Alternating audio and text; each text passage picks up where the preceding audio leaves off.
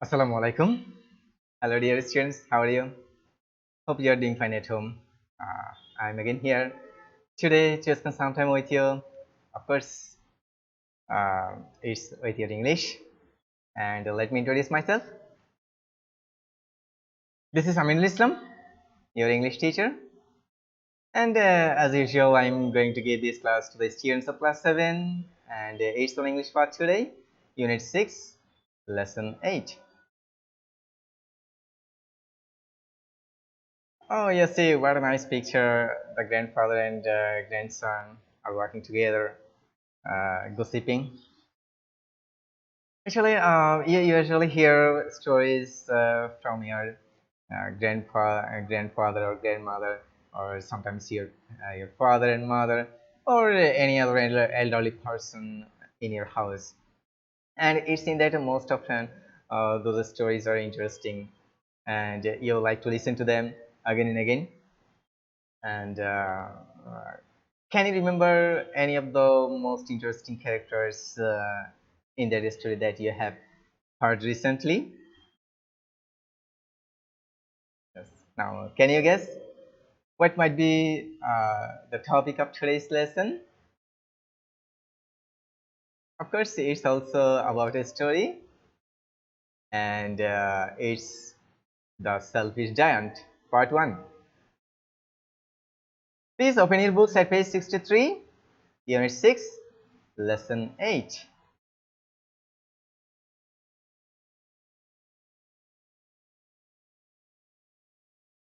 And by the end of this lesson, students will be able to talk about people, places, and events, read and understand texts, identify new words, and use them in context, write sentences using used to, and write a short paragraph. These are the learning outcomes. And you can see the keywords on the top of your book, on the top of the page of your book. First one is selfish, and then giant, gruff, and trespasser. Selfish means what? Selfish means a person who thinks only for his own interest. Uh, we don't like to be selfish, and I also suggest you not to be selfish. Try to be philanthropic and to help others. Okay, next one is giant. Giant means an imaginary being of human form but large in size. And gruff means harsh, unfriendly, such as gruff voice or harsh voice. Trespasser, a person who goes onto somebody's land without their permission. Try to remember these keywords or these four words while reading the text. You have to remember the meanings of these words to understand the meaning of the text. Okay. Okay, then move on to the next slide. Yeah, you see, a nice picture, and the family members, I think, are gossiping together. And you see here three questions for you. Who do you think these people are? Uh, you can say that you can say easily that these are the family members. They are sitting in front of the house, and there is the grandfather and grandmother, and also the children and their parents maybe. So next question is, what can they be? Their oh yeah. So one important thing, uh, as we are uh, continuing unit 6, then it might be Jishan's family. That means Jishan's grandparents family members. What can they be? They can be Jishan's grandparents house. That means they are the year of the his grandparents house. And next question is, can you guess what they are doing? Yes, you can see they are gossiping, or they are joking.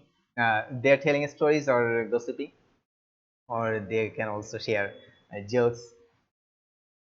And the answer to those questions are here for your better understanding. You see, first one is I think they are Jishan's family members, and second one is they can be at Jishan's grandparents' house, and the third one is sure they are listening to our story or a joke. Okay, you see here is a test for you. Now read the story silently and identify new or unfamiliar words. That means it's a story, and you have to identify new and new or unfamiliar words. Yes, there might be some unfamiliar words. Let's see. I'm reading it out to you. I'm reading it out to you and try to identify new or unfamiliar words. Okay, let's start. Shima's grandfather was telling the story of the selfish giant in the family gathering. Grandma refused to go to bed. She forgot her back pain. Oh, that means the story might be interesting because the grandma already forgot her back pain. Okay, let's see. Now, what happens next? The selfish giant. It was a large, lovely garden with soft green grass. Here and there, over the grass, stood beautiful flowers. Also, there are fruit trees around the garden. One day, the giant came back. He went to see his friend in a distant land and stayed with them for 7 years. When he arrived, he saw children playing in his garden. What are you doing here? Cried the giant in a very gruff voice. The children ran away. Every afternoon, the children came back from school and used to go and play in the giant's garden. My own garden is my own garden, said the giant. Wow, how selfish he is. Anyone can understand that. And I'll allow nobody else to play in it. Yes, yeah, he's really selfish. So he built a high wall all around the garden and put up a notice: trespassers will be punished. Wow, it's very cruel. So I think you have already identified new or unfamiliar words, but remember those keywords. Can you remember those keywords? Those have already become familiar to you. What were those? Uh, I think one was gruff. Gruff means harsh, harsh or unfriendly. That means in a very gruff voice. That means harsh voice. And the other one is which one were the next and trespassers. Okay, trespassers. Somebody enters other person's land without permission. So you can understand what it means. Trespassers will be punished. That means if anyone does anything, uh, he will be punished. That means punishment will be given to him. Okay, next, let's move on to the next slide. I think you have identified some other new or unfamiliar words. I've also collected some words. They may be familiar or unfamiliar to you, but it's my choice, and I try to avoid those keywords which I've already learned in the keyword section, keyword slide. Okay, you see here, here are four words I've selected for you. They may be they may be familiar or unfamiliar to you, but I've chosen those words. You see, first one is gathering, and second one is refuse, and distant then comes allow. Okay, we can also see the meaning of those words. You see the meanings. Left side is the left side. There are the words, and right side the meanings. The first one is gathering, refuse, distant, allow, and the meanings. To say or show that you will not do any something. And second one is let somebody something do something. And third one is an assembly or meeting for specific purpose. And last one is far away in space or time. Let's see which word goes to which meaning. First one, gathering. Gathering means an assembly or meeting for a specific purpose. And refuse means to say or show that you will not do something. And then distant, far away in a space or time. And the last one is let somebody something do something. Okay, uh, let's move on to the next slide. Here comes the text again, and the title said that now read the story again and answer the following questions. That means there will be some questions for you. You have to answer all those questions. Uh, as usual, I'm again reading it out to you, and try to understand the text. Okay, let's start. Shima's grandfather was telling the story of the selfish giant in the family gathering. Grandma refused to go to bed. She forgot her back pain. The selfish giant. It was a large, lovely garden with soft green grass here and there. Over the grass stood beautiful flowers. Also, there were fruit trees around the garden. One day, the giant came back. He went to see his friend in a distant land and stayed with them for 7 years. When he arrived, he saw children playing in his garden. "What are you doing here?" cried the giant in a very gruff voice. The children ran away. Every afternoon, the children came back from school and used to go and play in the giant's garden. "My own garden is my own garden," said the giant. "Anyone can understand that, and I'll allow nobody else to play in it." So he built a high wall all round the garden and put up a notice: "Trespassers will be punished." Let's see the questions. Now, from your reading of the story, answer the following questions. Yes, the first question is very easy. What is this story about? And you can say easily that the story is about the selfish giant. Next one is, where did the giant go and when did he come back? Let's see. Oh, you see here. One day the giant came back. He went to see his friend in a distant land and stayed with them for 7 years. That means, where did the giant go and when did he come back? You can say the giant went to his uh, friend in a distant land, and one day after 7 years he came back. Got it? Okay. Come to the next one. What do the children love to do? You children know uh, quite well that children love to play in the giant's garden. And the next one is, how do you know that the giant is selfish? Yes, you see, we can understand easily from the last uh, passage of the text is that from the last para. You see, "My own garden is my own garden," said the giant. "Anyone can understand that, and I will allow nobody else to play in it." So, blah blah blah. And what can we say? How do you know that the giant is selfish? Can you guess the answer to this question? Answer this question. Can you guess? Let's see. Here is a prepared one for your better understanding. It might be different, or actually the answer varies. I've selected, or I've prepared one for you. The question is, how do you know that the giant is selfish? You see, the children love to play in the garden, but it is the giant's garden, and he doesn't like the children playing in his garden.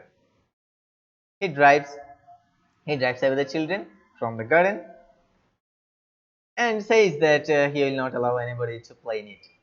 So he builds a high wall all round the garden and put up a notice saying, "Trespassers will be punished." From all these things, we can say that the giant is selfish. Quite easy.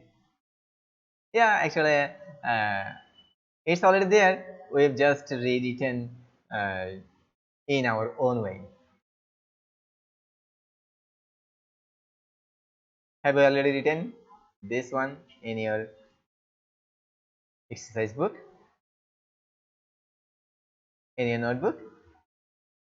Okay, let's see what comes next. Yes, grammar focus. Used to plus V1. Can you guess what V1 can be? V1 is the base form of any verb. Uh, you see, there are the forms of verbs are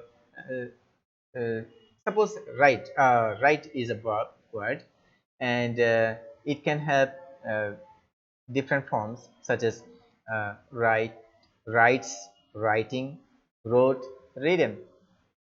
And when it's V1, then it must be just write, not writes, not writing, not wrote, not written, just V1 write.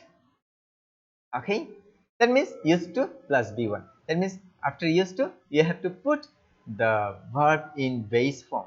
Verb in base form. Okay, you see, we can use used to talk about a past habit or state. Past habit or past state. Just you have to remember past habit or past state. An example for a state, you see, he used to live in Dhaka, but he doesn't now. Then he used to live in Dhaka, he doesn't now. That means he no longer lives in Dhaka. Once he used to live in Dhaka. So it was his past habit to live in Dhaka, but he doesn't do that now. Got it? This one is the example of for a state with used to plus V1.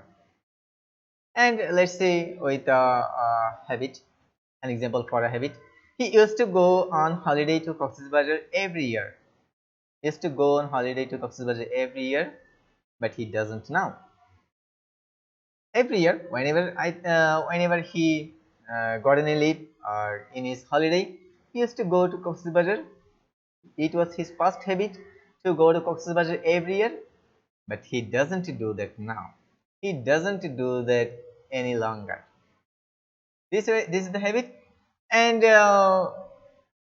if we move on to the first one again, he used to live in Dhaka. It's a state. He used to remain in Dhaka. He used to live in Dhaka, but he doesn't now. And when it's habit, he used to do something. He doesn't do that now. Okay, let's see what comes next. Used to is the same for all subjects, and you follow it with the infinitive without to.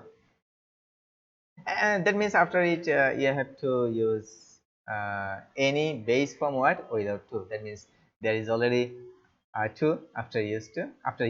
So you don't need to use another to put a base form of a verb.